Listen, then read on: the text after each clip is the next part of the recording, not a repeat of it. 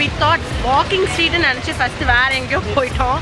எங்கள் ரூம்லேருந்து 1 கிலோமீட்டர் டிஸ்டன்ஸில் ஒன்று இருந்தது, அதுதான் வாக்கிங் ஸ்ட்ரீட்டுன்னு நினச்சி நடந்தே அங்கே போனோம்.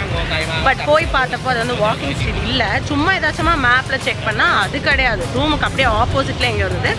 அப்புறம் அங்கேருந்து நம்ம ஒரு கிராப் புக் பண்ணி, கிராப் இல்லை அங்கேயே வந்து டாக்ஸி புக் பண்ணி ஒரு வழியாக வந்துட்டோம்.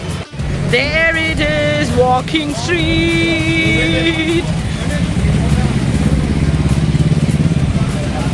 எங்க எல்லாருக்குமே இதான் first time we are going into the walking street, one of the tourist destinations for Pattaya.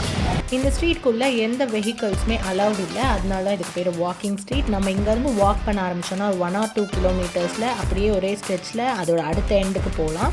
இன்னொரு எண்டில் பீச் இருக்குது அப்படின்னு தெரியும். ஸோ இங்கே நிறைய ஹோட்டல்ஸ் அண்ட் கெஃபேஸ் வெளியிலையும் நிறையா இருந்துச்சு. உள்ளே நிறையா பார் அண்ட் ரெஸ்டாரண்ட்ஸ் இருக்கும். ஸோ நாங்கள் வெளியிலேயே மெக்டானல்ட்ஸில் ஒரு ஐஸ்கிரீம் அண்ட் ஃப்ரைஸ் வாங்கிட்டு உள்ளே நடக்க ஆரம்பிச்சிட்டோம். ஸோ வாக்கிங் ஸ்ட்ரீட்டில் இப்போ நிறைய டூரிஸ்ட் வர ஆரம்பிச்சிட்டாங்க. நீங்களே பார்க்கலாம், முன்னாடி எல்லாருமே வந்து வீடியோஸ் ஃபோட்டோஸ் எடுத்துகிட்டே தான் போகிறாங்க. ஸோ இது ஒரு பெரிய டூரிஸ்ட் ஸ்பாட்டாகவே ஆயிடுச்சு. ஸோ நாங்கள் டிசம்பர் எண்டில் போயிருக்கோம் அப்படின்றதுனால கிறிஸ்மஸ் சீசன்னால் ஃபுல்லாக கிறிஸ்மஸ் டெக்கரேஷன்ஸ் நிறைய டிசம்பர் வைப்ஸ் அங்கே இருக்குது. பட்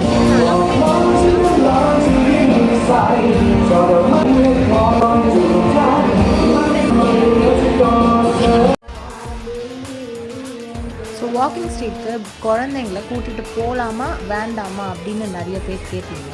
ஸோ நாங்கள் வந்து கூட்டிகிட்டு போனது ஒரு 3 year old. வாக்கிங் ஸ்ட்ரீட்டை வந்து ஒரு ஈட்டிங் ஸ்ட்ரீட்டாக மாற்றுற ஒரே இது வந்து பேரண்ட்ஸால் தான் முடியும். ஸோ இது வந்து ஒரு நல்ல பார்ட்டி வைப்ஸ் இருக்குது. அந்த குழந்தைங்களுக்கு அது மட்டும்தான் தெரிய போகுது. ஸோ நம்ம வந்து ஜஸ்ட் அப்படியே வாக் தான் பண்ண போகிறோம். எங்களை பொறுத்த வரைக்கும் ஒரு டூரிஸ்ட் லொக்கேஷன் வந்துட்டோன்னா அதோட பாப்புலர் பிளேசஸ் எல்லாத்தையும் எக்ஸ்ப்ளோர் பண்ணிடணும். அதுக்காக தான் மெயினாக நாங்கள் வந்திருக்கோம். அண்ட் ஆல்சோ இங்கே இருக்கிற வைப்ஸுமே வந்து கம்ப்ளீட் ஒரு நியூ இயர் பார்ட்டி வைப்ஸ். நாங்கள் எங்கேயுமே வந்து எதுக்குள்ளேயும் போக போகிறதில்ல, ஜஸ்ட் இந்த ஸ்ட்ரீட்குள்ளே மட்டும்தான் போக போகிறோம். அண்ட் ஃபேமிலியாக வரும்போது யாரும் நம்மளை எதுவும் டிஸ்டர்ப் பண்ண மாட்டாங்க. நம்ம ஜஸ்ட் அதை பார்த்துட்டே அப்படியே போயிட்டே இருக்கலாம்.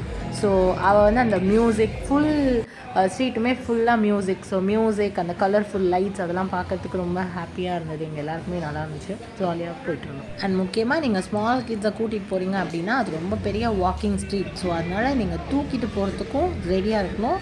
அப்படின்னா தான் நீங்கள் அங்கே போக முடியும். இல்லைனா கொஞ்சம் கஷ்டம், கொஞ்சம் கிராங்கி ஆகிடுவாங்க, சம்டைம்ஸ் ஓவர் ஸ்டிமுலேஷனாக கூட இருக்கலாம். ஸோ நாங்கள் வந்து அந்த வாக்கிங் ஸ்ட்ரீட்டை ஃபுல்லாக பார்த்துட்டு அங்கேருந்து அகைன் ஒரு கார் ஏறி எங்கள் ரூம் பக்கத்தில் இருக்க நைட் மார்க்கெட்டுக்கு வந்துட்டோம். ஸோ இது வந்து ஒரு ஷாப்பிங் மார்க்கெட்.